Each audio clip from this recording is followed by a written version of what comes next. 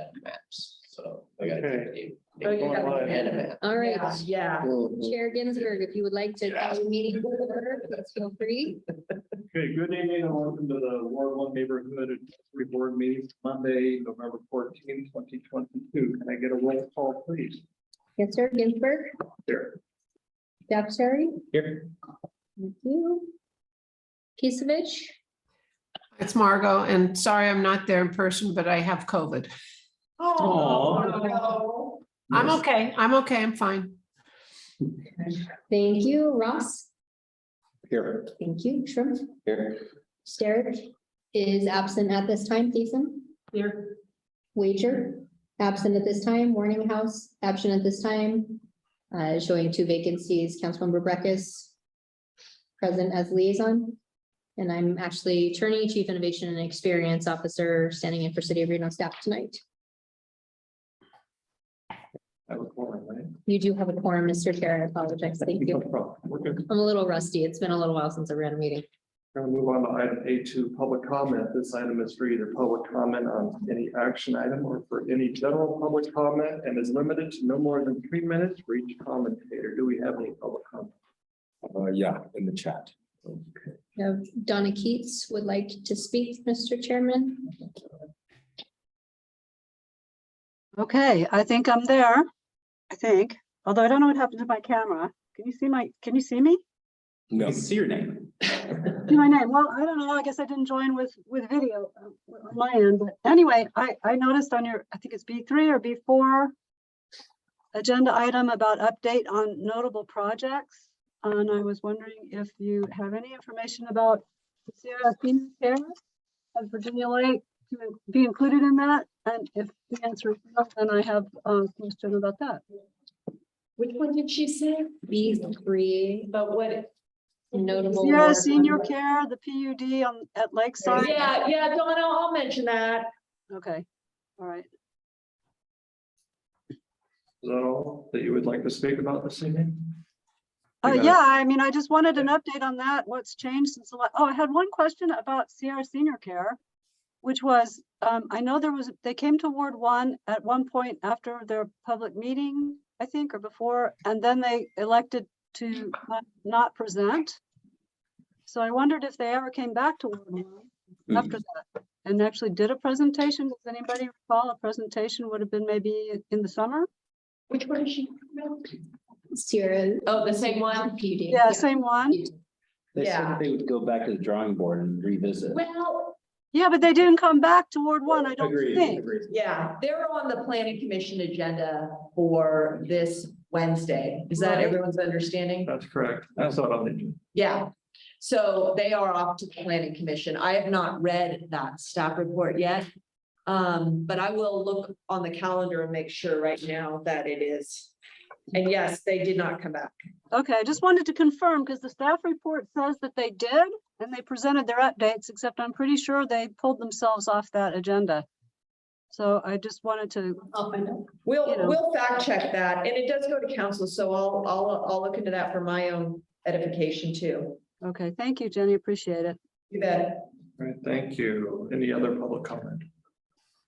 We have no public comment in the Zoom.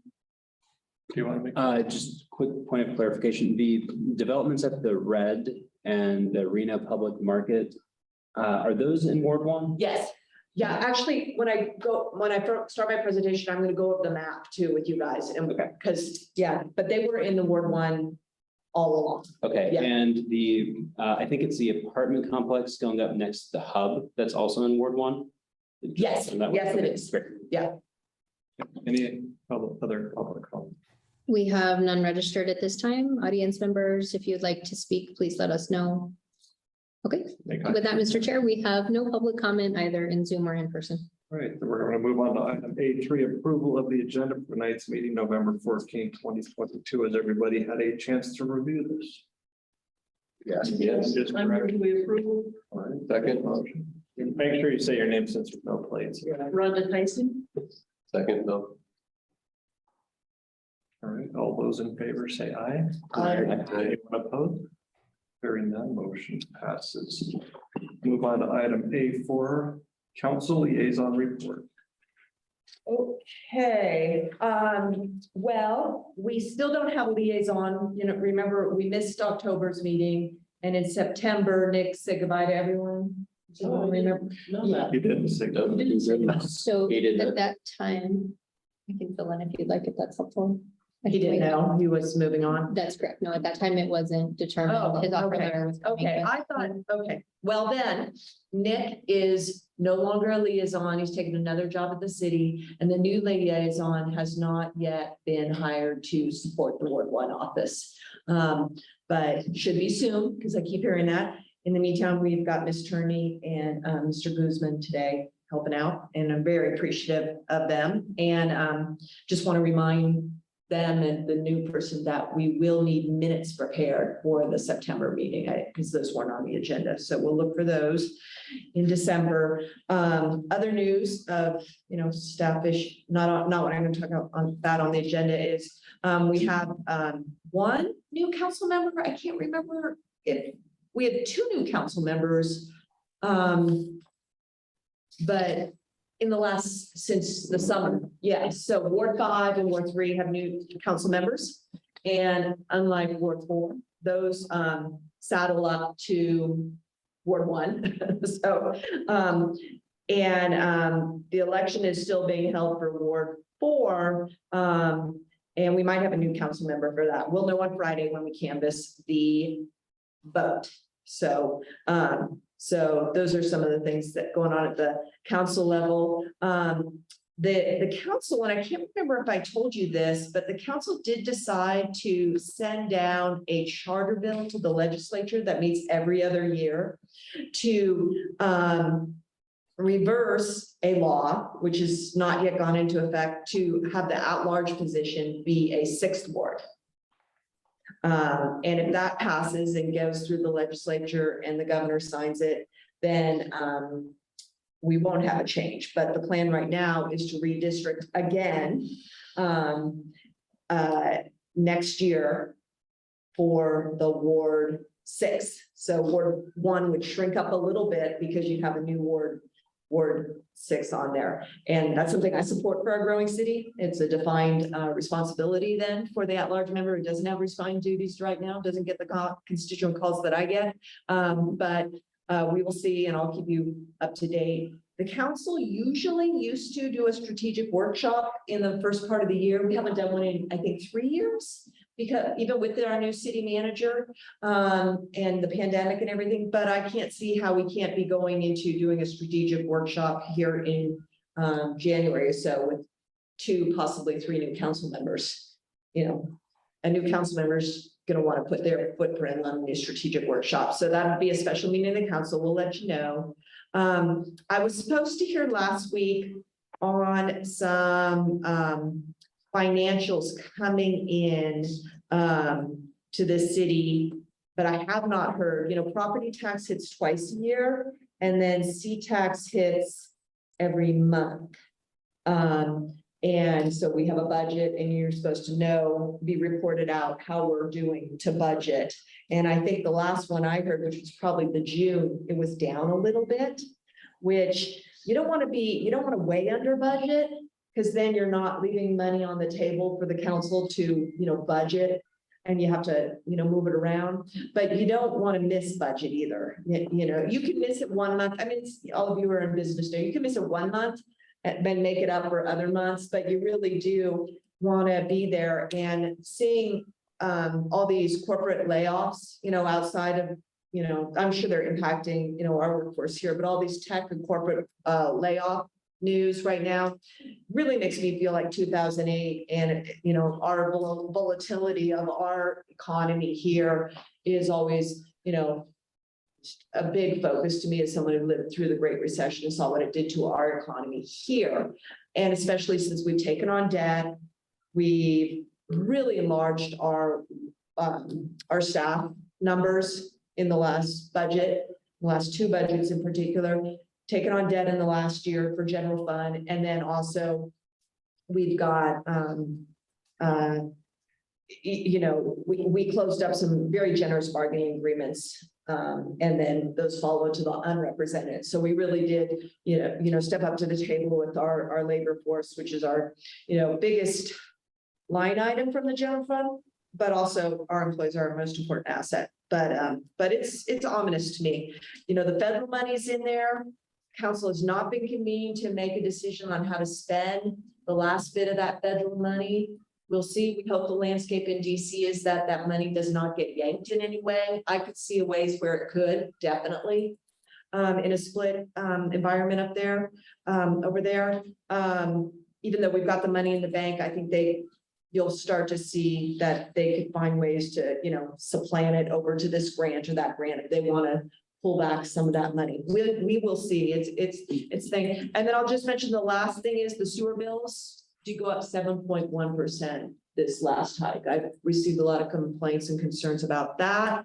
And it's on a CPI that's been in for 12 or 13 years. I don't support utilities on a CPI. I think it makes budgeting lazy, because you don't have to balance it back to your capital needs. So I don't support that. I really support the way Trenton Meadows does their utility budgeting in 5-year increments to a very finesse CPI understanding. Really, and they really have growth heading their own way, which we don't in our sewer fund. So those are all themes I've had before. Any questions for me on any of these general items? Anyone? That 7.1% increase, that's just to account for inflation, that is not including the other monies. Yeah, that 7.1% is on the utility rate. Unlike NV Energy, municipal utilities, government utilities don't go down to the Public Utility Commission. They set their own, and that is tied to an inflationary number. I think it's the Western CPI that, did take a big jump, and that jump was set into effect, I think like last year. So it tails, so yeah, that's how big that one was. The sewer rate only impacted residential, is that right? And I remember there was some sort of difference between how it impacted residential users as opposed to commercial users. Those are hookups. Oh, yeah, no. Those are the rates because they go back to their water flow from Tumwa on the non-residential. Okay. Yeah. Okay.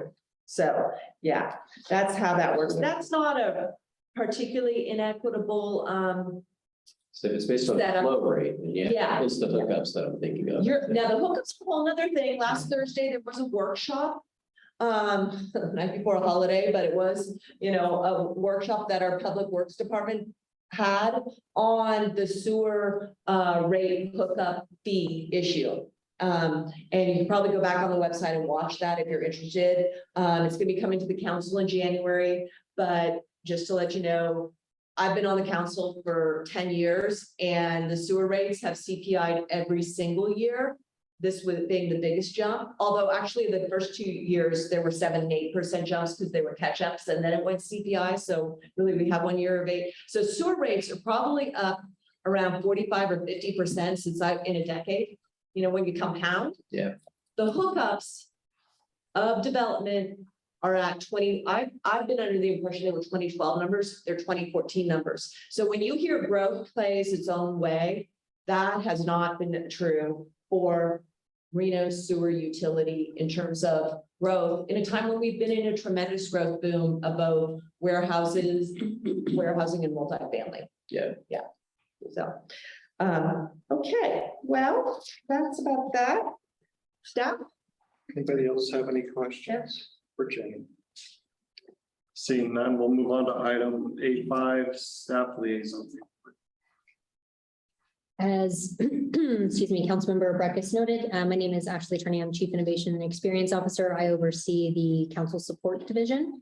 As she mentioned, previous council liaison, Nick Sacconi, has been promoted into another position at the city.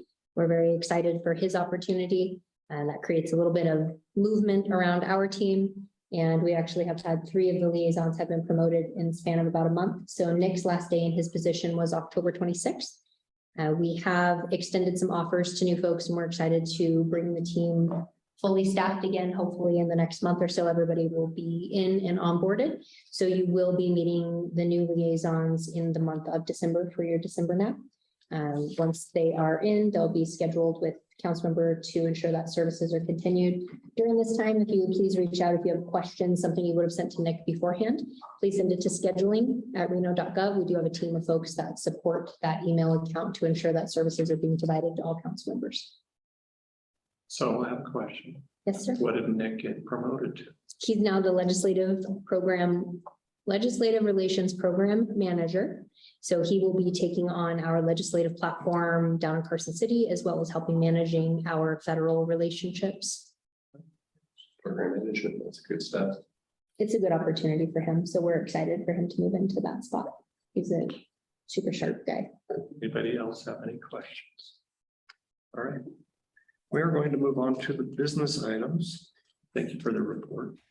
We're going to move on to B1, update on the 1200 Riverside Drive fire. This is Jenny Breckus and Rhonda Thiessen. Okay, so, there was a fire at 1200 Riverside Drive. What was the date of that? July 22nd, October 3rd, October 3rd. Ooh, yeah, yeah, I meet with our two chiefs and the finance director and the city attorney quarterly. And I just a few days after I'd met with our fire chief and, it heard it was in the news. It was at 8 p.m. fire. So it was dark. Yeah, it was October 3rd. Is that recent? Okay. So, it's 1200 Riverside property that's now that, is talked about a lot because it's next to the vacant lot and the Booth Siphon Street project. And then, we got the park there across the way.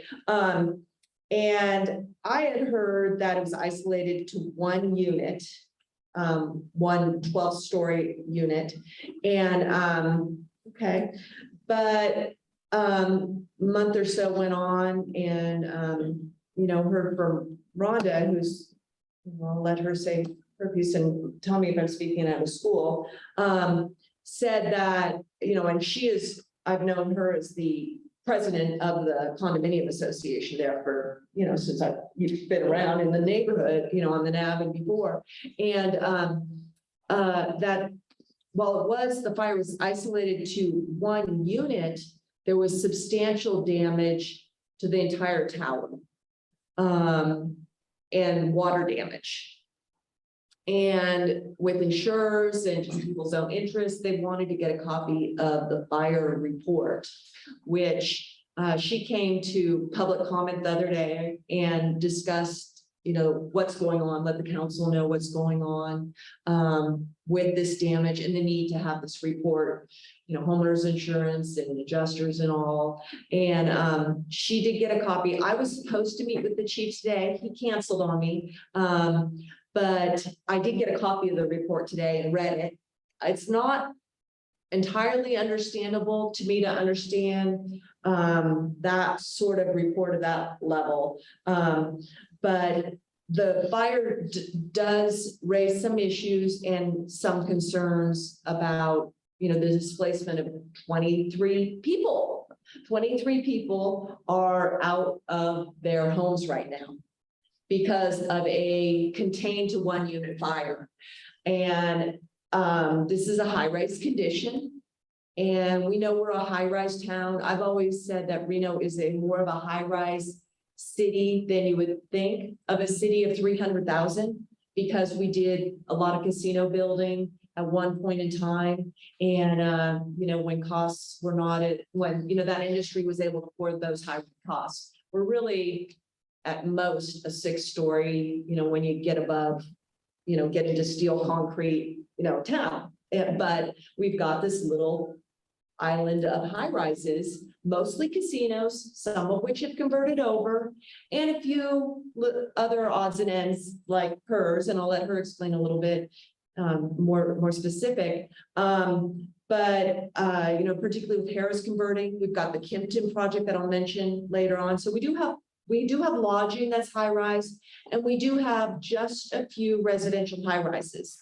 And a fire that was easily knocked down, causing that much damage, is causing a lot of stress to our constituents and residents of our neighborhoods. And so I just read that. I haven't been able to go through it with the chief. I don't know if she has had any conversations with them. I'll let her explain to what's they're saying. And I have a copy of it and I'm happy to send it on to anyone who's interested in Gary, reading. I'm on a Zoom call. I'll have to call you back. So anyway, do you want to talk about it? I put your name on without even asking you, but I knew you and I both wanted to report. No, that's And I fine. didn't know it was available when we built the agenda. That's fine. And if you'll indulge me a little bit, I want to explain to you what happened and why I think it's important for the city of Reno and what I think should happen. So on the evening of October 3rd, there was a fire. The report says 12th floor. It's an 11-story building. It was on the 11th floor. It was contained to that single unit. The fire department made a response, put out the fire, after pouring water on it for, I think it was close to 4 hours. Mike Tripp over here, who's in the audience, is another one of our board members, and he and I spent all night with the fire department. So we had firsthand experience with this. The battalion chief on scene told us that we would have a report by the end of that week. After a month of not having the report, I contacted Jenny, made a public records request. Was told that it wouldn't be available until December. So I went to the city council meeting last Wednesday. And honestly, I got emotional talking about it because it was a very stressful, difficult situation. As soon as I finished speaking, someone from the fire department came over and assured me that they would get me the report that afternoon, and they did. Here was the difficulty I had with that. The press release that was issued on October 3rd said what Jenny said. And the fire department report also says fire contained to one unit, damaged $149,000.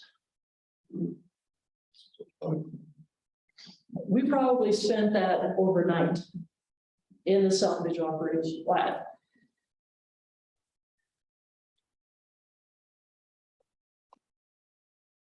Water poured down through all 11 floors. Our drywall fell off in the basement. Lights came out of the ceiling. There are 25 units in that building. 24 are uninhabitable.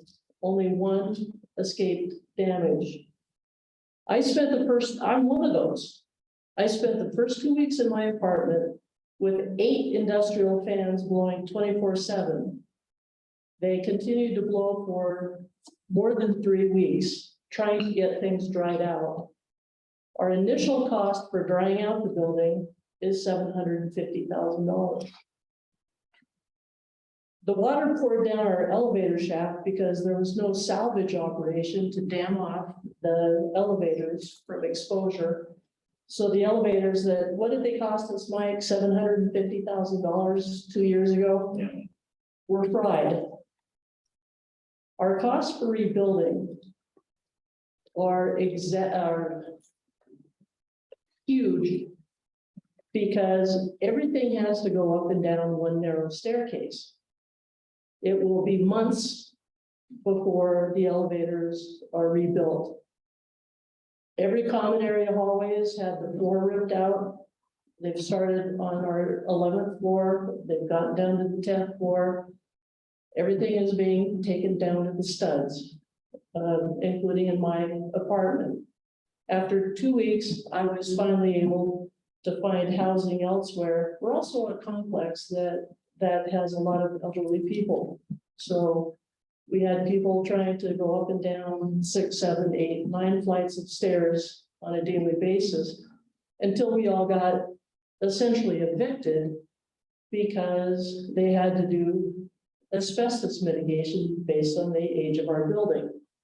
I was almost late for this meeting because I just picked up the asbestos reports on 24 units plus all of our common areas, and I haven't had a chance to look at it.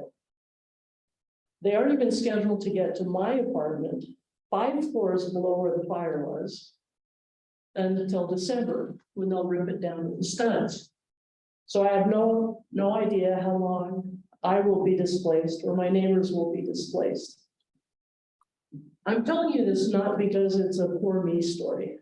I'm telling you this because the official fire department report says we suffered $149,000 worth of damage that was confined to 1 unit. We will have, by my best estimates right now, 20 to 30 times that in damage due to the fire suppression efforts. So of course I have questions. Were there things the fire department could have done or should have done differently? Were there, I had to look up to see what salvage meant, and I learned that there are actually systems in place in a lot of fire departments where before you start pouring water on something, you put up dams in front of elevators. You take other efforts to make sure that the rest of the property is not damaged. There's no indication in the fire report that any kind of salvage was done before all that water was poured on the building. Secondly, and Mike can attest to this too, when the fire truck came, and I think it was actually because they brought in a truck and then the pump truck came in behind and it couldn't get close enough to the building. They could only reach the 8th floor. We had people trapped on the 11th floor that thankfully were rescued. I'm not here to say they made mistakes. I'm here to say that I think Reno Fire Department needs to look at its ability to respond to high-rise fires. We're really cramped over there. And I think they had 8 engines. All of Jones Street was blocked off, almost all the way to Keystone for 5 or 6 hours that night. But, a related issue is that lot next door, because we know that there is an attempt by some on the city council to want to put another high-rise in there. And my question is, how can you put in another high-rise if we don't have the capacity to respond ably and quickly and competently to a high-rise fire that's already in existence? Because I keep coming back to this question. A fire was contained to 1 apartment and 23 other apartments were destroyed by putting out the fire there. So it's at least worth asking if things could have been done differently or better for future endeavors. One of the things I shared with Jenny was our insurance adjuster, the catastrophic fire guy who came out, made this pronouncement. He said, if your building was built in 1986 instead of 1974, there would have been casualties. The structure of our building, because it's all concrete, was what kept the fire confined to 1 apartment. So if the response was inadequate, and if this happened in another high-rise and the response was the same, and people died, then I think Reno needs to learn from that, especially as we go forward with trying to fill in the urban core with as much housing as possible. The last thing I want to say is the analogy that I draw is in a police department, if there's an officer-involved shooting, an investigation takes place so outside agencies can look at it and see what's justified, whether things went right, whether things could be improved. I want to call on the city of Reno to do that kind of an investigation. I want them to go to an outside agency who says, look, you did everything by the book. It was all good. There are things that, but these are things that could be improved. Or I want them to say, you know what? You don't have enough high-rise training. You guys weren't adequate to the task ahead of you, and 23 households have been displaced millions of dollars, not $149,000, millions of dollars in costs that haven't even scratched the surface. So I get emotional about this because I don't know when I'm ever going back to my home, because we're still tearing down. So I'm sleeping on a couch in a studio apartment in Arlington Towers because they were kind enough to take me in. But everybody else had to leave. And all of this for a fire that Reno Police Department's official line is, it was contained to one apartment with $149,000 worth of damage. That's not the picture. Anyway, that's my story and why I think it's important for Reno to look at what happened and learn from it. Oh, just one other comment. For the heck of it, I've looked up the Pine Haven fire. We spent a lot of time on Pine Haven. They did a lot of investigations. As many people were displaced in our little condo fire as were displaced in Pine Haven. It's not going to get the press because it's not a wildfire. And I'll bet you anything our costs are going to exceed theirs. So I think we're worth taking a look at. I think people who live in downtown high rises are worth taking a look at to see if the city is doing its best to protect us. I'll just add on, you know, I am stunned by this, and it's just really the magnitude's just starting to get to me as I continue to have conversations with Rhonda, because, you know, I think I understood to be very minor. But I do keep an eye on fires in the ward. And I haven't seen anything like this. We get some, you know, apartments, mid-range apartments, 2 or 3, you know, apartments, and you'll get a lot of fire damage, but I don't even think I've seen one of 23, you know, partial or fire damage. So to have a whole tower go, you know, uninhabitable, you know, it's going to get rebuilt, it's not going to get condemned, is stunning to me. And I'm glad the report is available. I wish the chief had been available, you know, for me to have a little conversation with him. This isn't something that'll go to the city council, but it is something that the manager and the chief need to explain to the council and to the public how they are going to address this, particularly in light of what she's saying about, you know, what I said about high rises. You know, I focused on the downtown and the casino floor, but we put a lot up in the university in the last year or two. And we need a fire department that knows how to do high rises. And I appreciate and agree with the outside investigation. I really hope the risk manager, lawyers, people don't want to, you know, cut this thing down, because I think there is a way to really focus on it. We do have, and maybe this is something we'll look into, you get this outside organization called the IOS, your international, someone know what that is?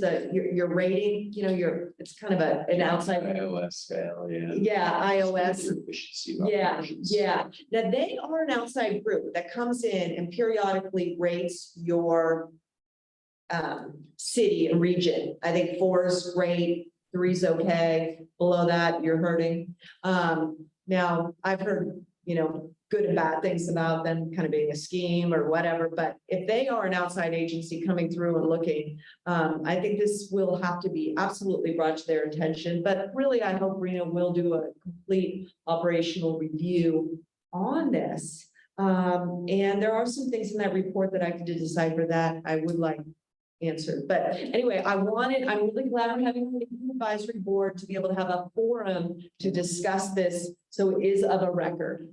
So really, the fire report was correct because the fire was contained to one unit, but they never talk about the collateral damage that occurs suppressing the fire. You know, it's kind of interesting because fire department personnel were on scene, I think almost every day that week, but they never went below our 7th floor to look at the damage.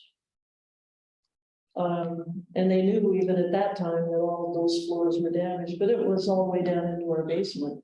I mean, Did your building have a sprinkler system? yes, it's only in the hallways and it's only for egress. So, but that's a good question because I don't know how much might have been caused by our own sprinkler system, but it doesn't appear like it was that much. I mean, it was, A sprinkler only goes off when ceiling temperatures reach 160 degrees. So it would have only gone off in that room until the fire department, it's just there to hold it kind of at bay until the fire department shows up, but they fought that fire for 4 hours and never thought to put up anything to prevent damage anywhere else. that, Prevention of life, or to prevent loss of life and damage to property are kind of what they do. yeah, and don't get me wrong, I appreciate the job they did. We were lucky not to have casualties. They rescued a dog who later died and some cats, and that was all well and good, but I have to say that I'm distressed by what to me feels like an almost cavalier attitude. We put out the fire in that apartment, we're done, right? You left 24 households homeless and us with a $3, $4, $5 million cab that is gonna have repercussions for years to come when it comes to getting insurance coverage and everything else. I mean, Do they not have the training or do they not have the equipment? If they don't have the equipment, the training is irrelevant because they wouldn't have been able to do anything anyways. But if they have the equipment and didn't use it, it's you know, there's entirely on them for failure to do their job. the report is difficult to decipher because it's like 5 or 6 different people's narratives. There's one line I remember saying, we called for, another truck and it never came. Like, right, what does that mean? I mean, you can't read that report and really understand what happened, why it happened, whether there were any deficiencies in response. I hesitate at all to make accusations. What I want to do is ask questions and hope that the fire department, the city manager is open and transparent, not just for the people in my community, but for everybody else who lives in Reno. Do you have any sense as to why there is a disconnect between the initial reporting of the fire and what actually happened? Do you have any sense to that? No, I was aware the night of the fire that they issued a press release. I saw it on the agenda item, I'm like, I remember seeing a blurb about it, and I looked it up today, and like 1 unit, $1,400, $140,000. And I was like, that sucks, but Yeah, why but, is this an agenda item? yeah, it's. And now I understand it. Because it's not 149. Yeah. It's the whole, like, it's terrible when anybody goes through that, but the whole building, that's It's- a different thing. Yeah, it's 24 or 25 units where people have been displaced and, at costs that I know will be in the millions. So it doesn't, the report, the press release, the report don't reflect the reality. I don't know why that is. I don't know why that is. It's worth probably understanding what was the fire department mandated to take action on and what they're mandated to report on, as well as what they were mandated to prioritize in terms of extinguishing the fire. And that might help uncover why it was reported at that amount, whether that was the minimum that they're supposed to report on, and they might expect something much greater, but that's where they're going to begin. Right, so I'm just really starting with what are they beholden to perform at? And did they meet that level of service? And is that what they're setting the baseline to? And is that adequate? Well, That in order to address a question is this adequate? Do we have the services to support our infrastructure? Yeah. The report that they finally released last week could have been written that first week of the fire. Honestly, I thought the reason it was being delayed and I was told that it would be available until December is because there's probably a lot of CYA going on. But you can't tell that from the police report. So I assume like everything else in life, somebody's concerned about liability. I'm not concerned about liability as much as I'm concerned about let's learn from what has happened. Let's be honest about what has happened and let's make sure it doesn't happen again. So really, like, I mean, what I'm hearing from you is that it's the root cause. You're looking for the root cause of all of this. What could have been done upfront? What needs to be done in the future to stop this from happening in other places? But I'm not even sure that the fire department wants to go look into the root cause because they're not sure that, you know, they did their job, like you were saying. They came in and put the fire out, Good job. moved on, correct? Yeah, but to your point, there is a need to protect property. And I would like to see an explanation about whether or not they did any, what they call salvage before putting water on the fire. I mean, is it as simple as putting up some dams in front of the elevator that would have kept our components from getting burned out? I don't know the answer to that. I don't know the answer to anything I'm asking. I just want the Reno Fire Department to be transparent Procedures. procedures. And if they don't care about collateral damage, that's a different issue.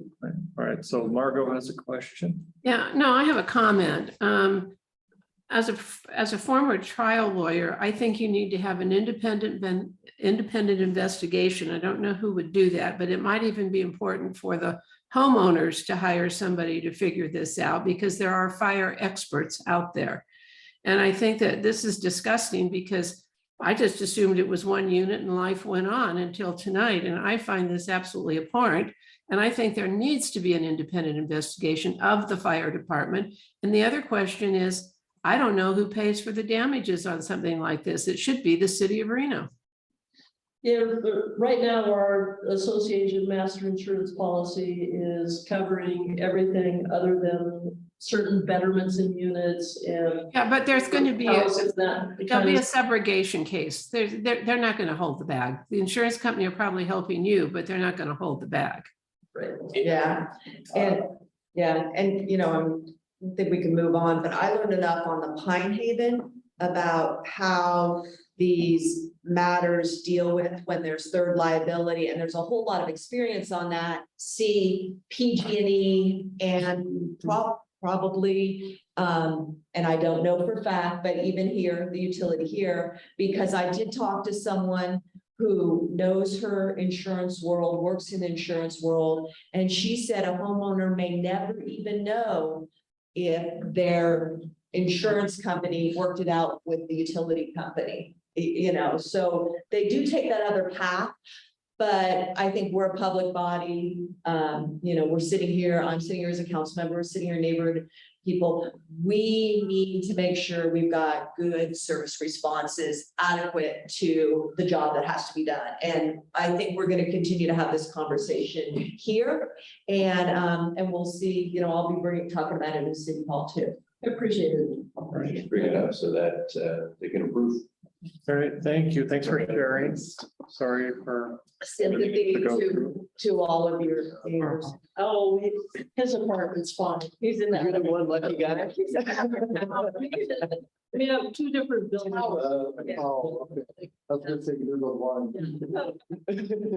All right, we're gonna move on to item B2, status report on Ward 1 infrastructure projects by the city of Reno and others. Yeah, so you can bring up that, thanks, Trish. So as a prelude, I want to say that, you know, we had a conversation, I think it was September, about, you know, what do we want the neighborhood advisory board to do and so on, because it really has not been finessed too much, you know, through the strategic plan, the manager's office, and I've always felt like if you're going to have an input session from, you know, RTC on the Arlington Avenue Bridge, why don't you go to the one down that, you know, there, But we want to set our own agenda and focus on the things that are going on in the neighborhoods. So it's a great opportunity to use these somewhat as a town hall. And I will routinely tell constituents, look, listen to, I don't know how many people are on, but follow up and listen in on the Ward 1 NAV, because, now, and you can just stay at home and, listen to it while you're making dinner, and your issue is going to be discussed. So it's really helpful for me in the constituent way. But I did want to, hopefully everyone got maps. Just call your attention to the revisions to the Ward 1 map. And I'll even go up here, and just, you don't have to flip it around, it's okay. Watch out for the camera. But, this is the area out by Patagonia and White Fir, y'all know. Okay, this is Juniper Hill, which is an isolated subdivision. I think that's how it was developed, not necessarily as a planned community, but it is an isolated, integrated one homeowners association area. It has a ditch path along here that, maybe we dealt with a couple of years ago. This is the only area north of I-80 now in Ward 1. We lost a whole chunk of this through redistricting. So I just want to remind everyone that I got a nice email from a constituent in Charlotte the other day, said, Jenny, I think I'm still in Ward 1, and I actually had to go back and check the map. But he said I'm in the condominiums, and these are all multifamily condominiums, which is really nice to have, and a varied age too. So it's a really fun area to have. But Charlotte's is the divider, and then it's Mayan.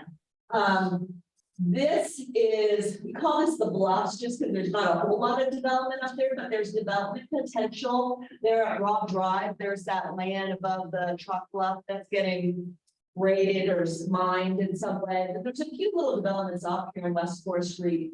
And then, of course, we always have, the Summit Ridge area, Dickerson, our portion of downtown, Midtown, Old Southwest. A lot of this is still the same. All of Holland Ranch is still in Ward 1 and Edgewater. And then the Skyline area changed a little bit.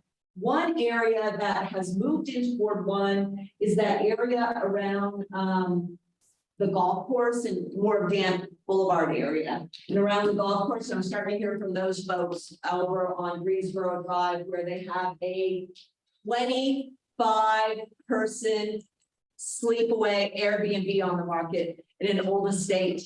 They are hopping down, getting ready for an Airbnb ordinance, which I've been trying to get in, and we haven't had any success getting that rulemaking process in place. So got that, and then we really moved over here quite a bit. Some trailer parks that I've never even seen before, over here by Grove and Gentry, behind the Costco now, and so on over there, but I've become familiar with them. I've not heard a lot from any of the constituents over here. You usually, I would not expect to hear a lot of those folks working very hard, a bunch of jobs, and really, a lot of renters over there in the trailer parks, the multifamily. And then, of course, I have Virginia Lake here also, which came in with that construction project. So I just wanted to go over the boundaries with you. And then, as you know, the city does, one quadrant of the city, or they rotate the quadrants of the city where we do our street projects. And we had 3 in Ward 1 this year, and they have been really challenging. I think what happened is, I think staff got short. I heard early on there were some project managers who left. I think the construction companies overpromised and underdelivered big time. And it's just been crazy. I was out hearing, and do you mind moving on to the next slide? So this is the one that I thought was going to be easy. And this is Joshua.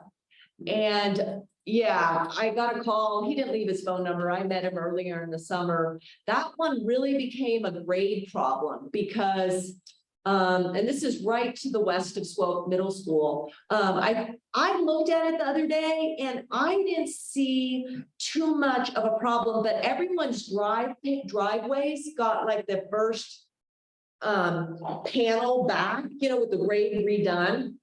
And one person left a message, said, Jenny, they did a terrible job. The slope is too steep and, it's icy, it's slushy. And there are a few people who have a little bit more lift than you would expect, but so, but all in all, and there was some field problems that you'll see, just normal, but we did walk out there early with those folks. Early spring, it was even still spring, and it has come out reasonably nice. Tristan, do you mind forwarding it? This is probably one of the worst ones right here. This guy has a short driveway. He's just across from Swopes, south end, and he's just got a real pitch that he did not have before. And, older car, short drive. So I'm sympathetic to him. And that lip is, they actually rolled that lip. If you can see that gutter pan, they gave him a roll on it. He's not the guy who called, but, I don't know. I'm not an engineer. I'm never going to go there, but I think that maybe and there are some contractors out there who think that they shot it wrong when they did their initial surveying lines. I don't know, because then you'd be talking about, redoing your roadbed grade, and then that gets into where and how deep you're laying, everything else. So, and a lot of times, they are relaying the underground. Yeah. And you don't know what they have to plan there, but unfortunately, we have not had the ability to really have the conversations myself or here, to report back what happened. And I think that we should be able to get a little further along, but, and know that lessons have been made. I think that's suitable for public to know. Let's move on to the next one. So that was one. This is Watt Street and that whole Virginia Lake area. This was in Ward 2. So I wasn't going to the early meetings because it was in Ward 2. And then really when they started construction, started in Ward 1. I'm like, oh no. And do you want to add anything, Nico? Because you answered a question for me today. What? Yeah. Yeah, the streets have been torn up, which is to be expected with heavy machinery. And the idea was you had to do that to get the sewer pipes in, and then they would do all the resurfacing. Well, I was talking to some of the construction folks, and how accurate that person's assessment was, I don't know, but they were very confident in saying that the roads would not be refinished until March or April of next year. That they were going to take care of all the construction and then make sure that no one falls into a hole. But after that, you're off-roading until early spring or late spring. Pavement goes at 40 degrees or greater, so during the winter, they can't make that asphalt go down. I believe that's the reason, so. Asphalt can be laid under certain temperatures. It's just Yeah, not and- possible. Right, and there's no reason that we want anyone to change that plan, but it's worth noting that everyone will be essentially off-roading until springtime. Yeah, and I drove up there today, took this photo and said, man, they are not getting this done this winter. And that's why, knowing that he lives there, he told me this is one where, this street in particular and others were built without sidewalks, and there were decisions about new sidewalk install, which is nice. It's very good. It's very supported by our policies, but I have not seen a project, annual construction project not button up and get done by the winter. And I think that's reflective of the year that was had. And I did not, even though I walked through it later in the day, take one over by the Lander Street area. But you recall, I wish Carla was here because she had concerns. She brought up an interesting point that I think no one's ever heard before is when you're parking, when you have that trench in front and you have an electric vehicle, where is you're going to charge? I mean, they're going to have to deal with that at some point. I heard in the Swope one and then over where Carla is, and I observed it myself, there was a plate shortage. One of the contractors did not have plates. And so some people, I witnessed a guy I put in a Reno Direct in fact for one, because I saw a guy come out, had no plate to get out. And, you know, they had to call someone to go move a plate from one to another, but I don't know, and the questions are, because council votes on these contracts, are penalties assessed? Yeah, Performance. the plates they're using, I mean, there's no danger, I think, of any cars falling through them, but they are very narrow. And if you miscalculate, you were ditched and you're gonna have severe damage to your vehicle. Sounds like Yeah. they're cutting them in half to Yeah. spread them out. They are very When was narrow. this supposed to be completed? What'd you When say? was this supposed to be completed? Don't they have a finish date usually when they start them? So many months. They always sew up by the end of the year, and I don't have the information on that one. I will, when I get a liaison, try and get a report on these and understand if penalties were assessed. But I do understand they've hired some new engineers in-house. So those are, and I just want to say, you know, those are city projects under a city neighborhood project. And we won't see these for a couple more years in Ward 1. Maybe spot things here and there. And I don't have a good analysis. I know there's some other city projects going on. One I'm forgetting off the top of my head. But, and those would usually be a stormwater or a sewer line replacement in Ward 1. There is something going on somewhere. I can't remember. About it, Woodlands. Yeah, well, that I want to take on another one. These are just city ones that I'm talking about. They are going to do a sewer line trunk down Lakeside. Yeah, What was never scoped in was Wild Rose. Wild Rose. Yeah, we're And gonna, that street has been. yeah, we're gonna try and find out. You guys, usually I would ask Nick to be taking these notes. So on this one, when we do get, you know, the understanding of the contracts, penalties, is Wild Rose being added in? And also what is going in on the sewer line on Lakeside, is that going in? So anyway, so moving on to, because you all know, the other one that Reno is supposedly doing and under design is the Booth Street siphon project, because that's, I think, going to be pretty massive. And I think they go through permitting, environmental permitting, because it's, remember, under the river and all. So I don't want to lose that one. But that's the sewer division. They've been keeping us good track on that one. Now we move up to RTC, because RTC takes responsibility for projects. They get all the money. Some of it goes to the city, not enough, certainly enough for maintenance. Then they do regional road projects, and of their regional road projects, they did the California Avenue Mayberry split, which is done, and some new sidewalk was added there adjacent to, what's that subdivision? Anyway, the sidewalk where California splits, you know, on the route to Hunter Lake, there's new sidewalk there. It's very nice. That one got done. Then they also, and I think it's an NDOT project. Is it an NDOT project? There's a contact for RTC and he goes back and forth with NDOT. Okay, Because there's a lot of Yeah. who owns what on. Yeah, it may be an RTC project, but it's a state highway, West 4th Street. But RTC may be doing the project there of the roundabout. It's Blaine Peterson, who I think he's made the rounds. He worked for the city when I first met him. Then was at NDOT, or no, he's at NDOT City and now he's at RTC. I was trying to get in touch with him today. I haven't been down there in a minute. They have undergrounded some culverts. Okay. Underneath the roads, and that's about, Gonna go on. it looks like they've probably wisely given up for the winter. You think because that one was supposed to be done by August.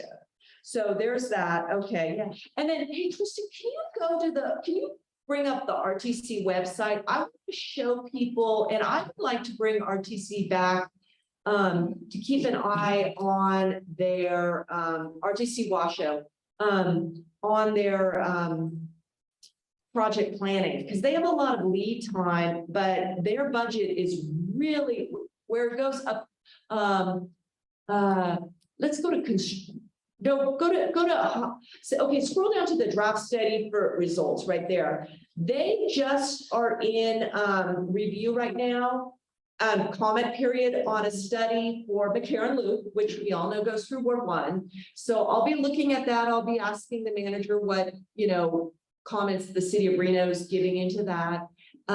So I want to call that to people's attention. And then can you back out of that, Tristan, and go, I think under construction, engineering and construction, I think projects there. See that project list? It's a little, could you collapse it down a little bit?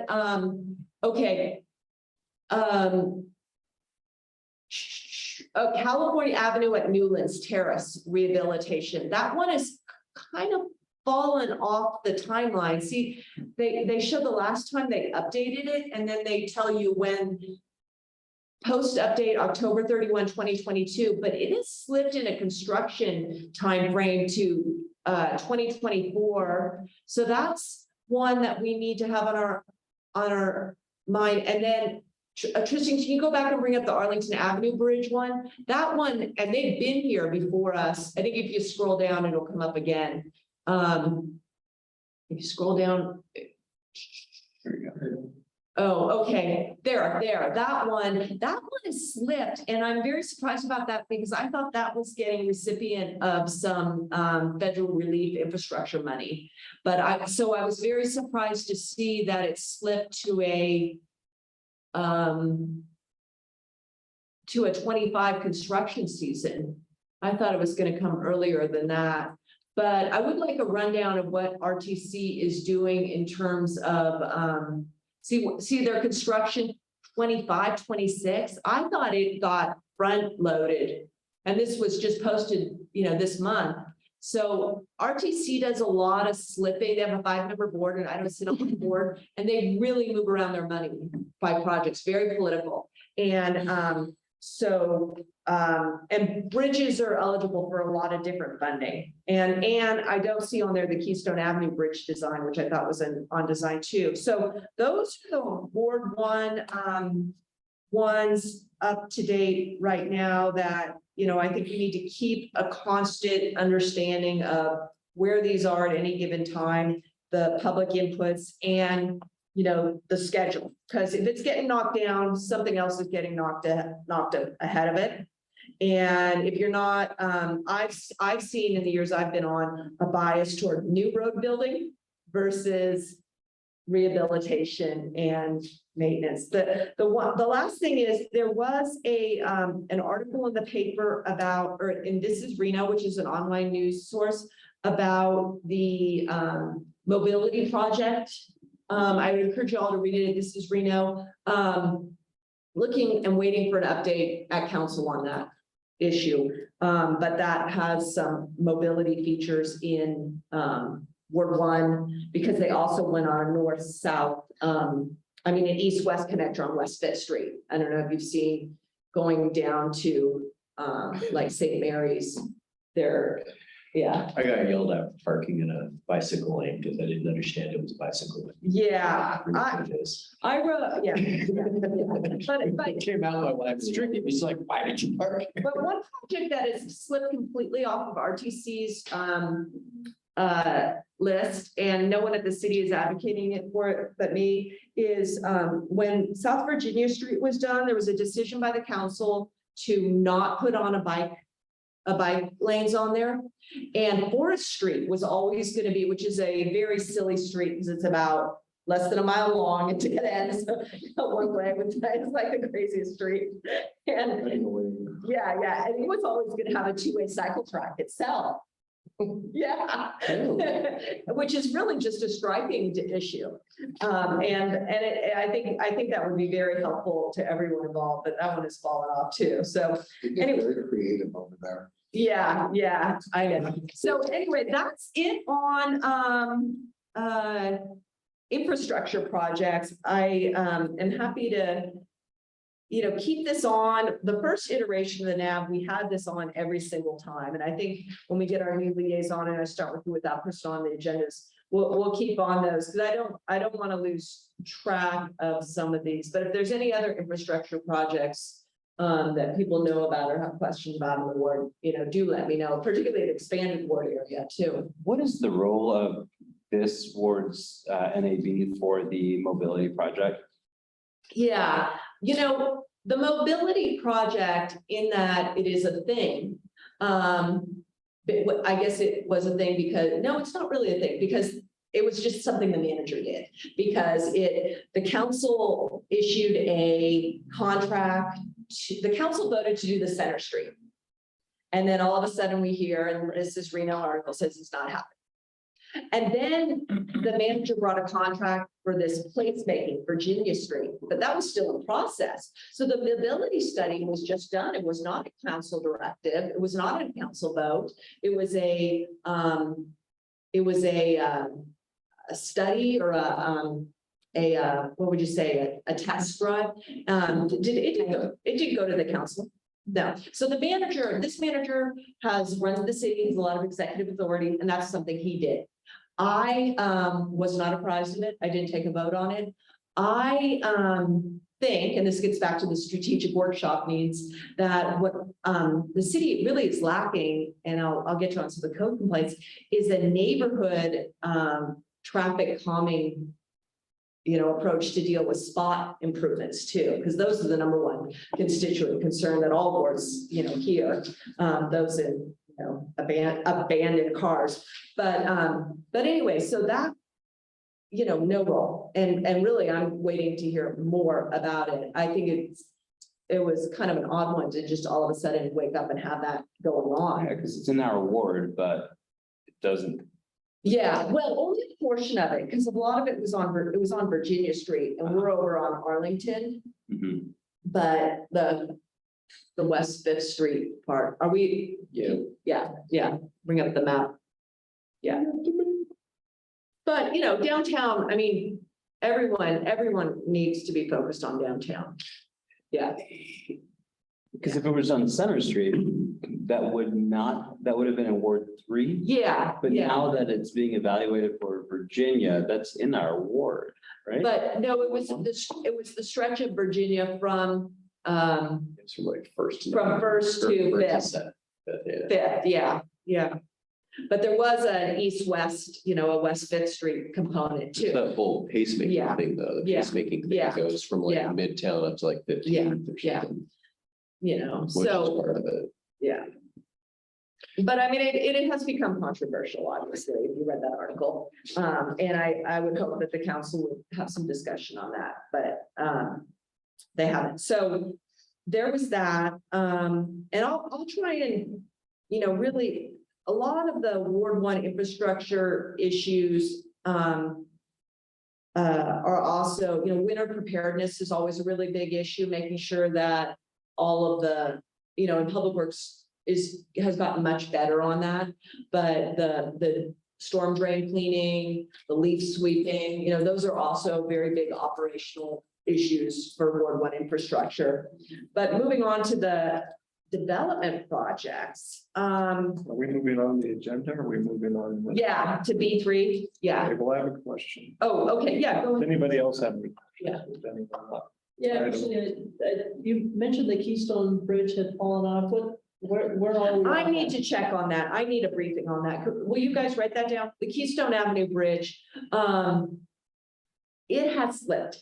And it is of concern that it has slipped because, Big cracks on it. yeah, I know. And some of you may remember two district engineers ago who came up and said, if you see anything, let us know, But we did, when I came on, I asked for all the inspection reports, every earthquake, I asked how it's doing. And they have now they have sensors, they get the readings. And it is getting through the city budget, annual scrubbing down on the piers, because it wasn't getting those for a long time. But it is very, the focus on the bridges has been flood. And then this one kind of snuck through because it's not a flood risk, but it's a structural risk. But I thought it was 2 or 3 down the line for replacement at some point. Yeah, Arlington went to the first, and then Lake, and then Keystone, but I think Keystone, people realized they needed to jump on about Lake. Yeah. And those two are flood. So if you bring the map up, just not the one that we had first line.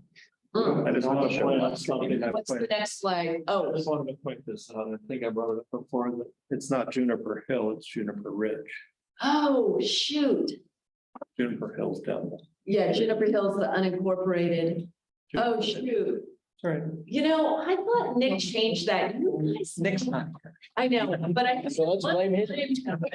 You're always the guy who can't defend himself. We did change that. Maybe there's another file. All right, that's all. Okay, thank you. So item B2, does anybody else have anything they'd like to bring up?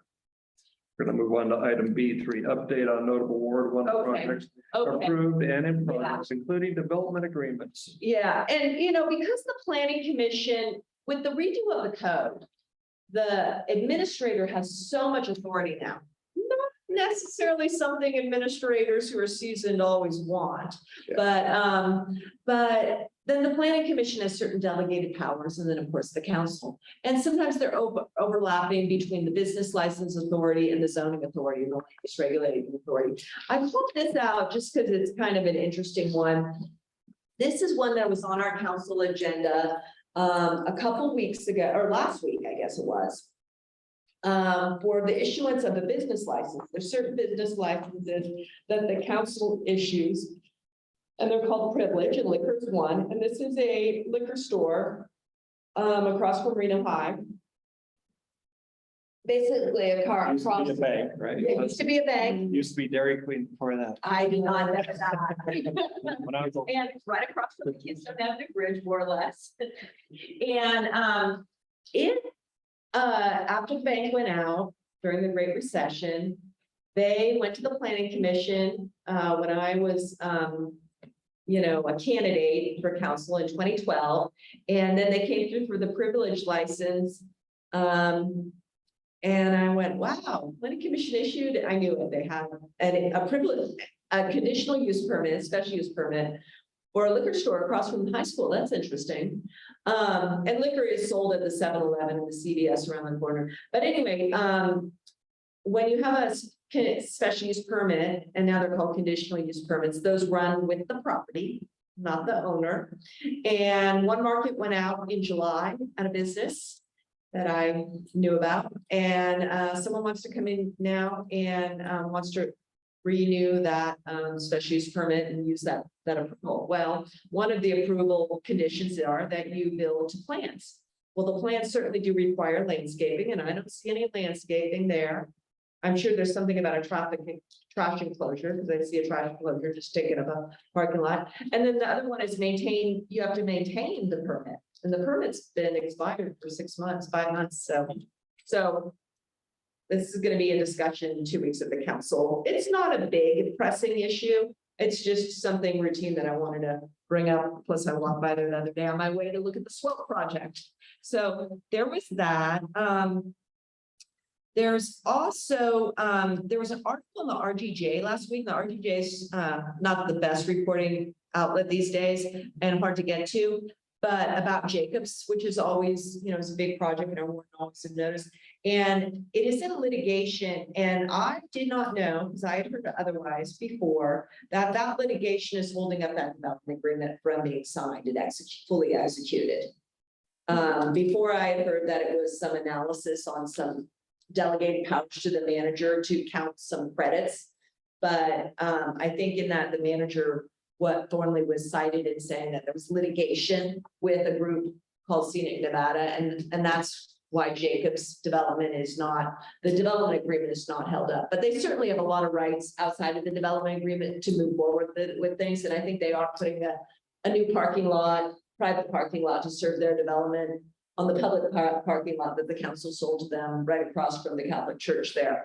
So I don't know anything else. I'm not really tracking a lot of their property sales or other activities, but if something notable comes along, I'll let you know.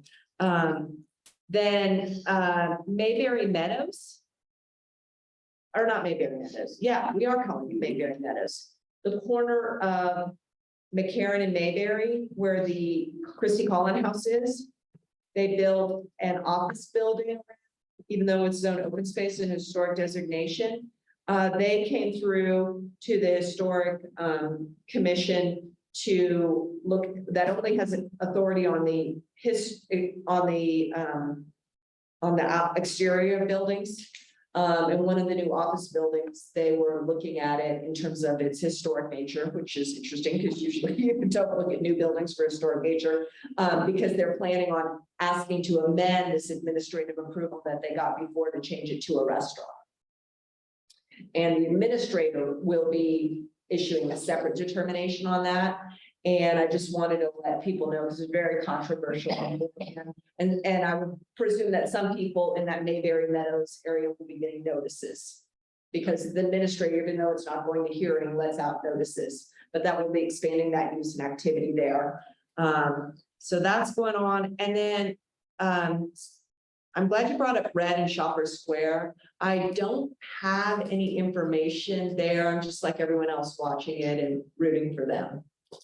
Is there a commitment to deliver against a timeline? Or I guess my concern is if a recession does come next year with what we're seeing with other high profile layoffs in anticipation of a recession, what's to keep these developers from just stopping development or leaving? Yeah. I've seen that happen. Yeah, and Here, yeah. And you know, there's a couple things on that, and these are big issues of policy for the council to deal with, is how much you do allow approvals to hang out there and extend their life, because they come on, everyone, you get to a point where everyone's starting to hold on to property, they're losing land, they're losing, you know, banking and all that. And so you get into this kind of quasi landscape. And I'm seeing signs on the planning commission agenda, and otherwise, you know, it's already going. So there's that in terms of policy, because you know everything's going to get re-examined, new codes, new rules, and you do want, you know, an owner who buys it from bankruptcy, you know, 5 years ago to have to meet the same regulations that are in place, you know, for the new land, you know, new projects. So those are big policy issues. In terms of a project that's maybe half a zombie. Yeah. And I came on during the zombies. There's a couple things to think about. And I was always such a fan of the one at the corner of Mayan and Charlotte, which is a new, you know, high-end amenitized apartments, because those were zombies. That was the most zombie property with partial rockery walls where you've got rodent infestation, you've got pipes sitting up. And I had conversations after conversations with those people who bought it out and how they were going to do it and what happened. And, you know, things could work out. The bigger issue is you really hope, and I really hope, that people have the bonding in place to, you know, not have, and Ward 1 is less vulnerable than other places because we don't have big bladed out, you know, land. We're pretty done. But if you get to where, you know, you've got suburban tract home development and a bladed out thing, and they aren't remediating, and the developer's gone, and the bond is gone, it's no good. It's no bueno. And I, you know, you have to understand, you know, if I was representing Southeast Reno or North Reno, I'd have a really good understanding of what's been graded out. And that's why I'm such a fanatic about who allowed a grading permit up on Robb Drive, because is that going to be blowing down into Anselmo Drive, you know? And no one can make contact with Washoe County Air Quality than me, because I set them off on stuff. I'm so, you know, but in terms of Red and Shoppers Square, I think those would be pretty tidy. The most I could see going on would be maybe like some perimeter fencing, starting to wear and tether, and you need to make sure that, you know, they're caring for all of that stuff. But you know, yeah. And that brings up another project that, the Kimpton Hotel on, I had reached out and I have not heard an answer yet from staff. I have inquired. But that one a property owner adjacent was reached out to by our staff reportedly to allow a sewer easement through their property for these people. And they're like, we're concerned about this property. We got an old house here. We're prepared. We're really concerned about pile driving and, supports and all. The church has been very concerned, but this is on the other side. And, no one hooks through or comes through anyone's property, unless there's very clear utility easement on there. And this person is owed an answer on what's going on, and I am waiting to hear on that answer. But that property, I've seen, just like the one next to 1200 Riverside, I've seen 3 or 4 iterations on that one and crash and burn. It not even make it to a zombie level. So I'm not going to spend a whole lot of time on that one any longer. But the last couple things I have is, I've got another one on Watt Street, a code issue there. Maybe I'll report on that next time. Oh, we have more slides, right, Tristan? Yeah. I just want to let people know, I don't go out looking for code violations. I'm not a code officer and I've got a good eye on it. But I will generate Reno Direct calls, and staff was supposed to, you guys didn't get me that Reno Direct, did you? Yeah. Okay, I didn't see it. I think I was. You had 23 requests that were submitted since July 1st and 22 of them Okay. were closed. Oh, 22 have been closed. Okay, usually the closure brings up more questions than, but our policy are very supportive on a pedestrian environment, and really few streets are more pedestrian friendly, inclined than California Avenue. And this property, which is great infill urban housing, has been just a real detriment. It built to the 0 property line, and this was after ice melt was put down today, but there's been ice on that, for the week before, and treacherous and slippery. And I brought up to Public Works, we need a standard for ice melt sidewalks. You want to build to the 0 lot line on a north exposure? Guess what, guys? You're hooking up ice melt under your sidewalks. Your sidewalk, yeah. Yeah, it's a no-brainer public works standard. Because you can't really, the property owner does have responsibility for maintenance on the sidewalks. And, got a shovel, but on a high, a new development standard should really plug that in. So, these are the sort of things that I do call in, and then I'll always call in a code complaint for a neighbor who has an issue with another neighbor. I don't like to be the council lady, calling in code complaints on my constituents, but I also do constituent service, and then, staff's impartial, goes out and looks at it, and people know that. Let me add to this slide real quick, as you're talking about code enforcement, and you're talking about your city inspectors, you're talking about building permits. Yeah. On the NV Energy side, if you notice, there's a power line. What these guys are doing is they go these 0 lots, they put up scaffolding, and they actually get into it's an actual OSHA violation. But I don't think anybody's looking other than NV Energy. And sometimes we'll miss it, but once, because all the drawings we see are pretty much flat, but once they start to go vertical, somebody needs to be watching us. And I think the city has some ownership in this, because we can get them shut down on OSHA's side, but they're within our clearances. They can't be more than 10 feet away. And you guys, Power line. reworked this line, or NV Energy reworked this line fairly recently. We've had them where they had to underground it. They have to come back and underground sections of it because they're so close. And that went to the planning commission for a variance. So it was discretionary, and the planning commission, not the council, but it was discretionary. And this project, I really hope lessons have been learned, and your point is great. Well, anytime there's infill in the city. Yeah. Yeah. A lot of your older arena have limited power lines. Yeah. And they're going, they want to get as high as they can, put as much as they can in it. But I don't think anybody besides, we're seeing it after the fact almost, when they go to construct. Yeah. Well, you guys get circulated, or Nevada Energy gets circulated. Well, I'm just hoping that somewhere in the planning commission, somebody's digging a little deeper into it just to see. Yeah. They're going with 0 lot, you know what that means. There should be, in my view, a lot of the issues that I bring up, I see, 3 or 4 back steps of policy. And the Public Works Manual probably does need a retooling for urbanism. But I am gonna stop and not bring in some traffic calming stuff. I think maybe I'll bring that in next time. The last things I want to bring up are twofold. We're in B4. Have you jumped already? No, We're on yeah, B3 still. no, I'm on B. Oh, I'm sorry, I'm on B4. I do. Are we done? Let's do it. Yeah. Are we done with B3? Yes, yes. Any questions for B3?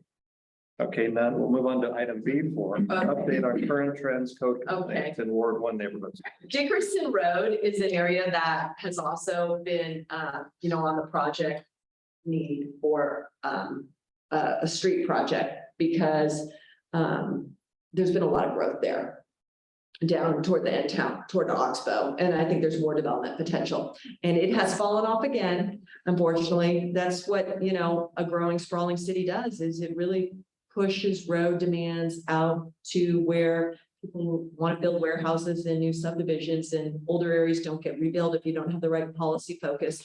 But the north side of Dickerson is the poor child of the ReTrack project. And that area, which was, basically, car mechanics and industrial, did not, like the other part where the track suppression went, go into city ownership of those lands. They're still owned by the railroad, and the improvements are privately owned. And it has been nice, inexpensive land for a lot of creative innovation in Dickerson Road, which is a neat, wonderful place. However, I've forgotten some of the issues, but one leaseholder told me that they're getting a, 7% rate leasehold increase. The railroad is doing that, and the lease payments go to the city to pay back the ReTrack debt. So I do have, the city attorney's office is looking into that to find out how those are set. But, we're talking about a 19th century entity, the railroad, and, with powers vested in them. But, the beneficiary of those leases are the city. I have advocated for years that an act of Congress goes on, and we have a member of Congress in the Senate who's on the Commerce Committee, deals with all railroad issues, to try and get those lands sold like the rest of the ReTrack lands were. Because there's people with lots of improvements on that corridor who have month-to-month leases and 120 days notice to demolish all improvements. So I've always been mindful of them. And then the last few things I want to talk about are, we get discretionary funds at the city, and maybe next time I will have photos, I hope, of how some of my discretionary funds longstanding have been spent by the Parks Department. And one was we rolled it over from this year's budget, and it was from the prior year's budget, 2 budgets ago, but is the pathway behind Idlewild Pool. It's all bumped with all the elm trees. I think I gave $7,000, and Parks Department just hasn't gotten it done yet. And then also the large discretionary funds that I was able to be allocated through the CARES money was to do some work in Oxbow. They were gonna do some brushing and then also tear down that part of that viewing path and then put a bench in on another one. And hopefully, I haven't been out there in a minute to look at that, but I'm also working on an arrangement for my this year's discretionary to go up in the Daniel Webster area, or not Daniel Webster. My gosh, Hunter Lake. Yeah, Daniel Webster. No, what is Hunter Lake hit? Or when you come up past Jesse back, you split. Okay, Coronet Drive circle area, Coronet Drive.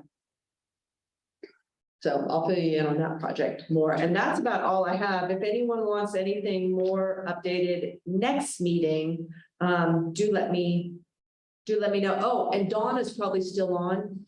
And that Mountain View PUD is going before Planning Commission, and the agenda says it's for council recommendation. So it does go to council. It's not a final authority issue for the Planning Commission, it's a recommendation. Any questions for Jenny on that? Seeing none, we're gonna move on to item C, board commission committee member reports and announcements. Silence. That would mean there's none, so we'll move on to item D, future agenda items. Commissioner Hill, when I first came on and we restarted the NABs, I used to have county commissioner come maybe twice a year, I think it was, to give an update on county commission issues, because sometimes they come up here. The CARES camp, social services issues, that they manage, CARES campus. And then the park over here at Mayberry and McCarran is a county park, and they just changed the leaseholder. I don't know if any of you remember some folks bringing that up. The cow person, it's a different cattle person running cows.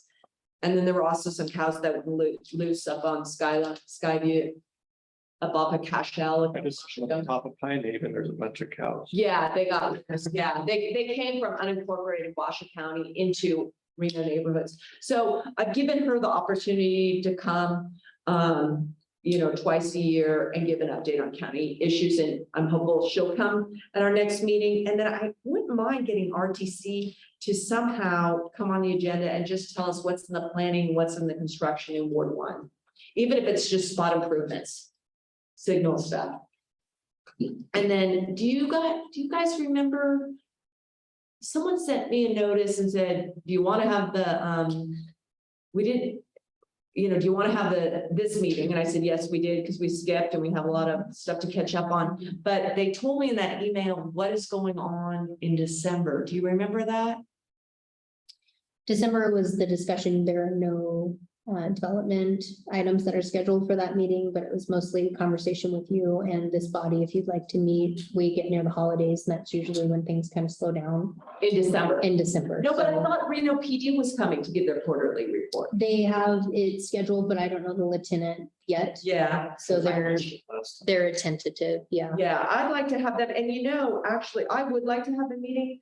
And one last thing is, well, I won't have it. I asked my liaison, we just didn't get it. But I would like an update, and hopefully they'll come, if not then in January, to year-end numbers on traffic fatalities, major crashes, and homicides. I think those are baseline numbers that have really helped me do my job in the last couple of years. Could we specifically get information on shootings? Yeah. Yeah, That's kind of- that's like, They don't seem to be making the news a lot, but knowing a lot of people in the bar industry, they are happening more frequently than okay. you will ever know about from the news. Maybe in January, they'll have, because they have to upload all those into the FBI website, I think it is. So January would be good for PD, then maybe December for fire. Yeah, fire was here in September. Were they? Yeah. Okay. Yep, they're here in September. I haven't seen PD since I've been on this board. They Okay. kept canceling, so. They keep canceling. Yeah. Yeah, we need I've only to have a seen bit. this- Well, we can always talk about people when they're not here. Because they have, data points. Have fire. Yeah, yeah. So both are good, I think. Yeah. But yeah, we haven't seen PD in Okay, well, we'll ask Miss Commissioner Hill, RTC, and see if we can get one of the public safety folks to come. And Anybody from the board have anything they'd like to add?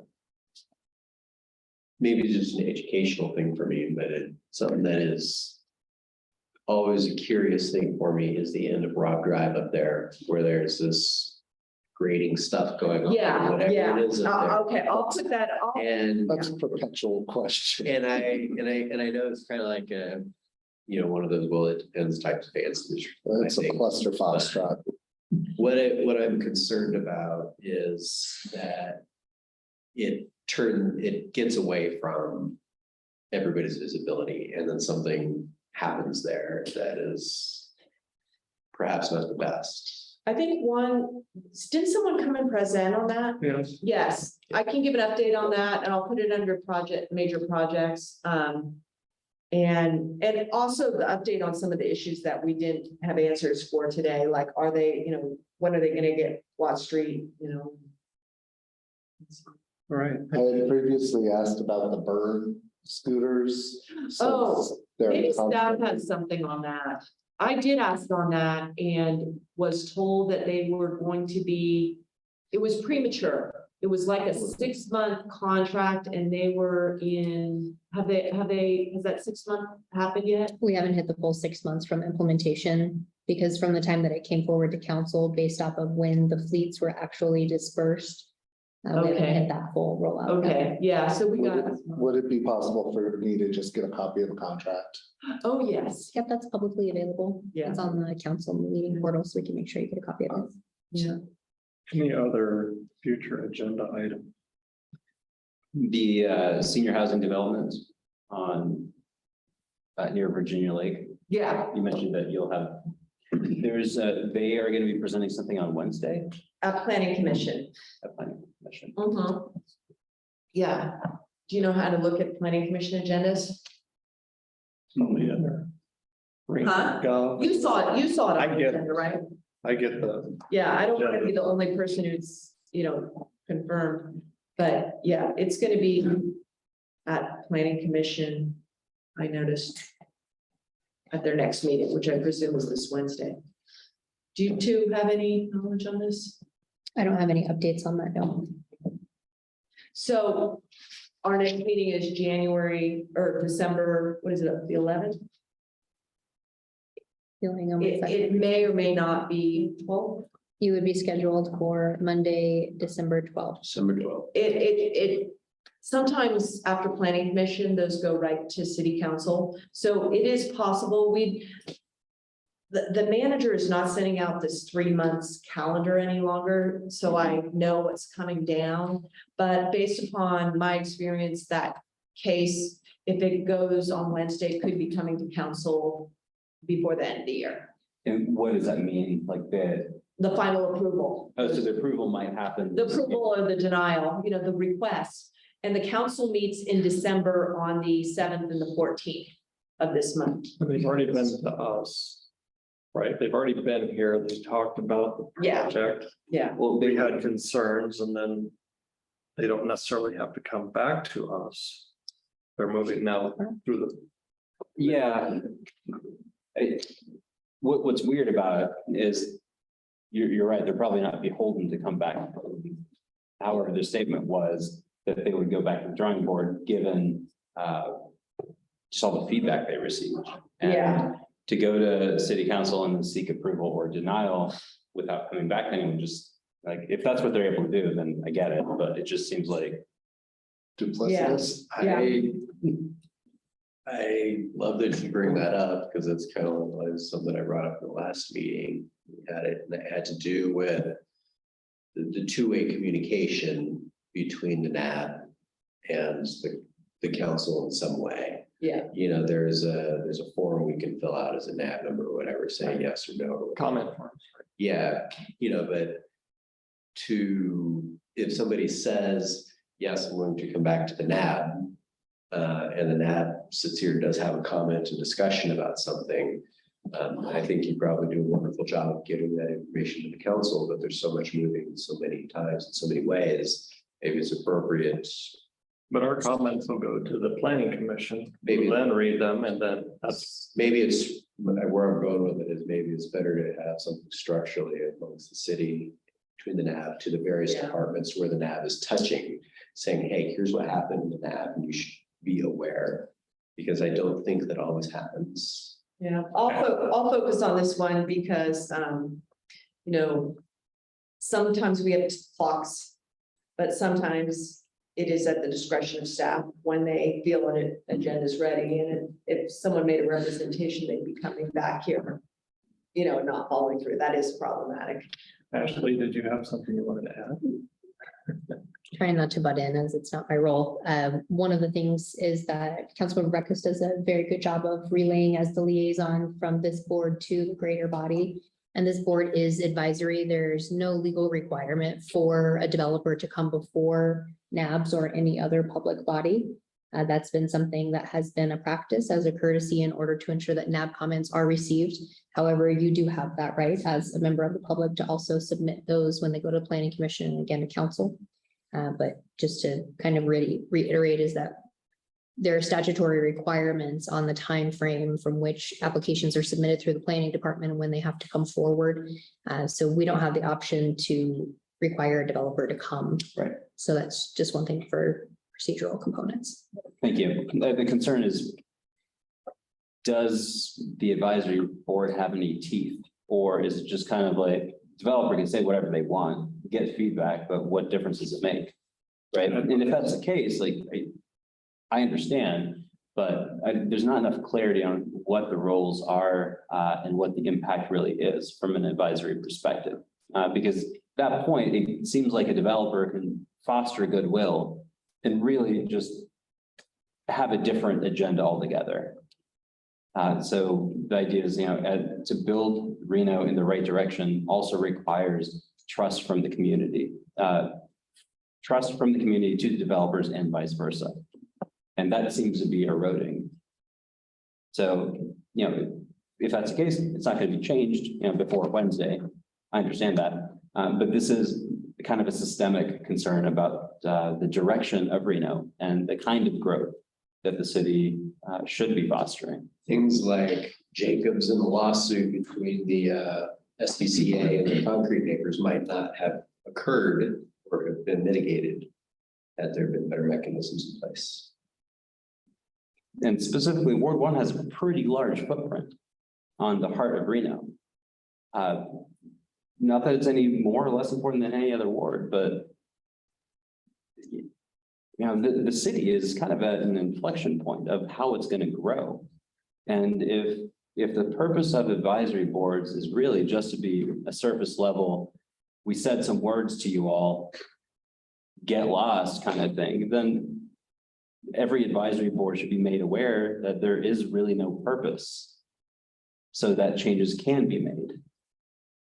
Otherwise, it just leaves a sense of there is a responsibility or there's a purpose to the board. And if there's not, then it also affects city council. I mean, Councilwoman Breckes has done a fantastic job, and I imagine plenty of others have. But then it slowly erodes at the capabilities and the power and the responsibilities of everyone higher up until finally everything is just beholden to whoever's making the rules. And that becomes pretty nebulous pretty quickly. Unlike Parks and Rec Commission, on Parks and Rec, you get to vote on things, right? You're actually making decisions on, it'll say for information only, it'll say for action. Ours is always for information only. It's really what it is. It's more of like a homeowners association type of thing where you're coming in and you're listening to what's going on in the neighborhood, what are you interested with, and then if there's, a development that comes in, we make a comment on it. If we like it or we don't like it, we want to see something different. Goes to the planning commission where they have to deal. That's really the actions that occur. Sure, I'm sensitive to the idea that we don't become a glorified version of Nextdoor or Facebook, right? Where people are just making comments about some things and, because I think there's a reason to have people here. Yeah, I mean, I have, the planning commission and even the parks commissioner in statute, the neighborhood advisory boards are a city construct, just like I said, and I think they need some better definition. I understand there are council members who didn't even go to them. These people may not be on the board anymore, but I've always gone. But I've actually always wanted it to be arm's length, the development process, and have seen another focus where the city has a, proceed at your own risk with a neighborhood specific meeting, interested parties, because neighborhood advisory board can be, some people, you can have developments going to the planning commission that, the neighborhood advisory board don't even know where they are on the map. You guys should become the experts, but the neighborhood meetings are to the people who get the postcards with a third party mediation center writing report to the planning commission, the city council of the concerns. So it's not, it's what the project proponent said, and what the project questionnaires, supporters, opponents said. And there's a report written up, and depending upon how contentious it gets is how more elaborate it is, what representations are made. And then that gets, the staff planner attaches that to the staff reports. And the neighborhood advisory boards, in my view, should always be these, because those meetings have to occur with the people who are most impacted. They're very geographic specific. And this advisory board is more on city services, infrastructure, the physical nature, which is often a bigger shaper of your community than, the development process. Because really, when you take it up and you have good rules and good public investment decisions, that's how you implement your community vision. And a lot of that, in my view, in my critique, as someone who was came forward and, really got the master plan done, has fallen off because the master plan implementation has fallen off very much. And those are things like the public works manual and not required infill development to hook up heating under sidewalks, I think it's a fair statement to say that the board is actually not advisory.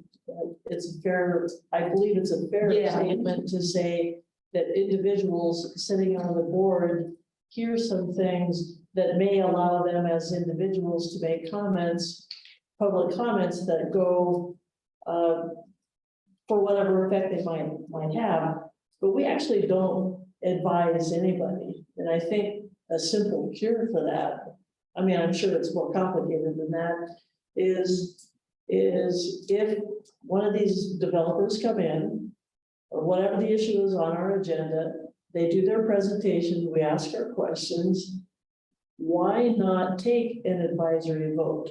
Or say, NAB one was concerned with this particular aspect of this development and ask the developer to address it. Or the NAB heard this particular pitch to open the cheese shop, and on a vote 6-1 thought it was a good idea. We don't do anything as a board. Yeah, I mean, for me, it's very helpful to do my constituent services. Like today, I was on Watt Street. I was wondering if that project was getting sewn up. You know that only because you live there and you talk to the contractor. So it does help me do the constituent work that I need to do. And it also is a way for the city services to give the answers, on the issues that are going on, whether it's the bird, the waste management, the fire response, the police activity. I think that is very useful stuff, particularly if we can self-define our agenda of what we want to hear about. We may not want to hear about the great work that's being done down, tracking COVID. That might be a great story for someone to go get an award for the city and our responses, but Ward one is really concerned about leaf pickup schedules. I do appreciate the board and the two-way conversation and being very new to all of it, working with yourself and the city staff. It's been pretty amazing to see. It's really gone a long way to dispel some of my, I would call preconceived notions of how the city works anyway. I don't know about any of the other government agencies. So I've been very happy with that. But to attach a report that, yes, as the NAB, we talked about this for 15-20 minutes. Here's who was here. And this is the thing, something as simple as the minutes being attached to whatever report goes to whatever city department is relevant. Something as simple as that, I think would at least be a step in the right direction. I agree. Our concerns being given to the city council so that they can ask these people the concerns that were addressed in the neighborhood advisory board meeting. What have you done about them? And let the city council ask so that they get held to the community. This developer are going to may or may not show up, but they're going to show up, right? And say, yeah, no, we talked to the board and yada, yada, yada, and we're all buddies and friends and Mouth service. Yeah. maybe not. That's why an impartial meeting host is the way. To that end, staff, we do have 2 vacancies, and to talking about how the board works, in the past, I have had my liaison put dots on where different board members live. Because I try and fill in the gaps when I have all the resumes.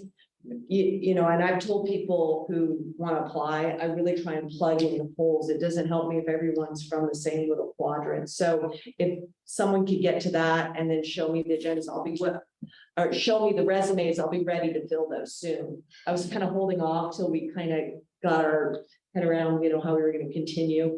So. Right, so I see Donna has her hands up. Would this be part of the, Move to public comment.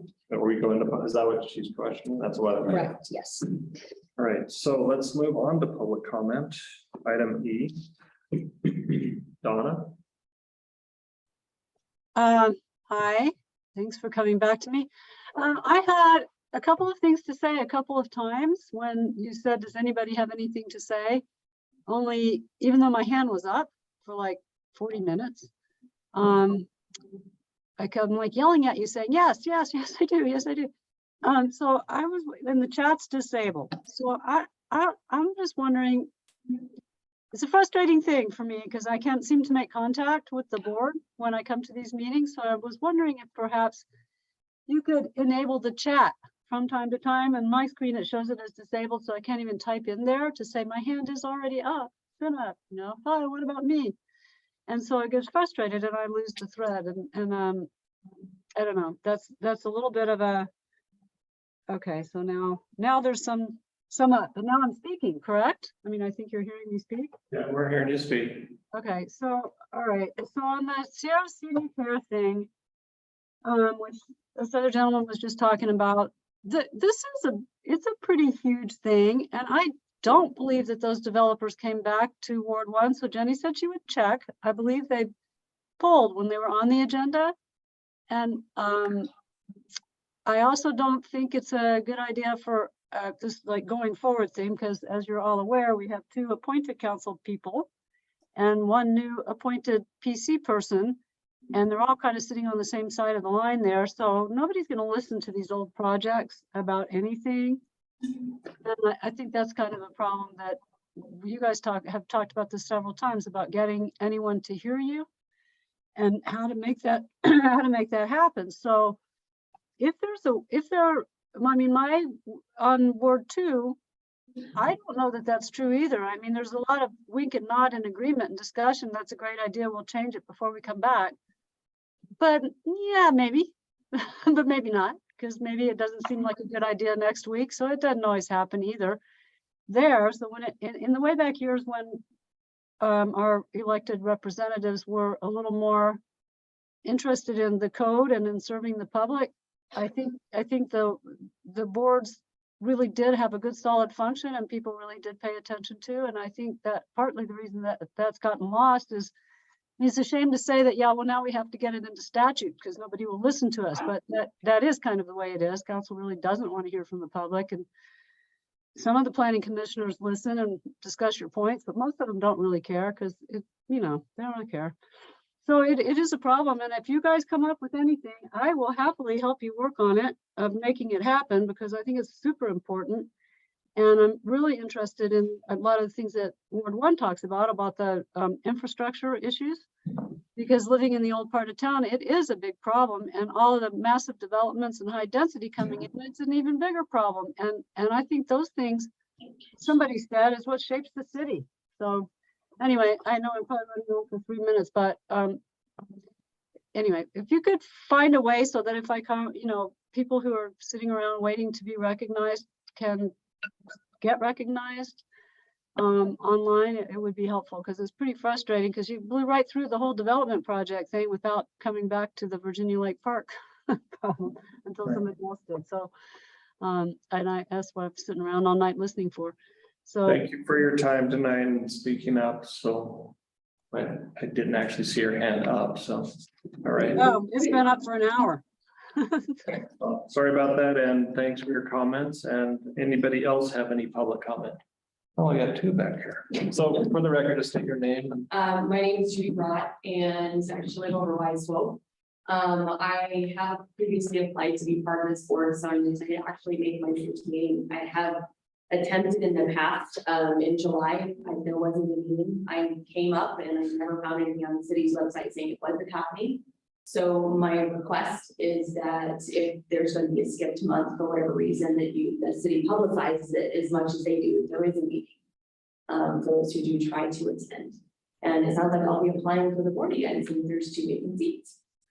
That's the lady. Go ahead, just for the record, state your name, please. I'm Michael Tripp. I'm part of the 1200 Riverside board and an owner and resident. I just want to comment again on the fire. Something I learned is kind of being the unofficial liaison between the battalion chief and our property and working with Rhonda. Something I'd like to pile on to with the lessons learned. Jenny, you kind of mentioned it with the other high rises in town, and Rhonda mentioned it. Something I learned from Battalion Chief Mooney is they like to know where the property facilities are. I noticed they had trouble finding some of the riser pipes to hook into. I don't believe they hooked into the fire plug on Jones Street. And they actually hooked into a riser in the other building, the tower I live in, to get some of the water supply. And there was one right below where they were parking their trucks, they could have accessed. Something that Battalion Chief mentioned was they like to visit the property and become familiar with it. I think in a high-rise situation, that's important to know not only the ingress and egress routes, but the riser locations, the height of the building, anything that'll help them in the course of their firefighting duties. And I didn't see a lot of that looking back in the teams that were there. I would think that even the local firehouse would perform periodic visits, maybe once a year even, become familiar with the property and understand the challenges that they might encounter to help in their, well, we experienced it. I believe they had some trouble because they weren't terribly familiar with the property. And Mooney had actually said, Battalion Chief Mooney had actually said, when he was coming up through the ranks, he had actually visited our property as part of the program that did that many years ago. And I think that's important, especially for our high rises, that a local team is somewhat familiar with what's going on the property. Great, thank you. Any other public comment? All right, I was wrong when I said earlier, we don't forget to vote on anything, but this next. And it's second for possible. I will be adjourned. I would like to second that. All those for? But I Anyone opposed? Have a great Thanksgiving.